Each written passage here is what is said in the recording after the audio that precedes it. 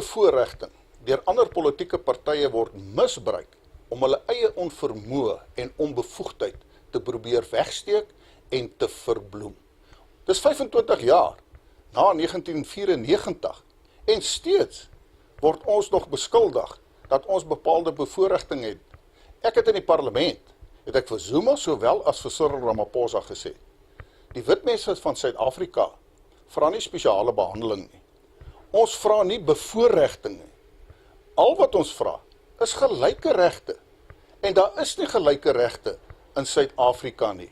Die wit mense van Suid-Afrika, as jy gaan kyk na die grondwet, sê dit, het hierdie land gebou.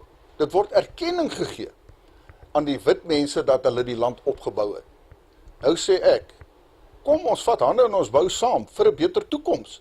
Almal wil hulle bydra maak, maar ons jong mense sukkel om werk te kry.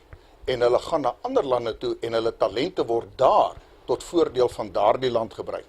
Ons sê, hierdie hele aangeleentheid oor wit bevoorregting is 'n mite en ons moet vir mekaar sê, ek kan trots wees op my verlede, want ons het die land gebou.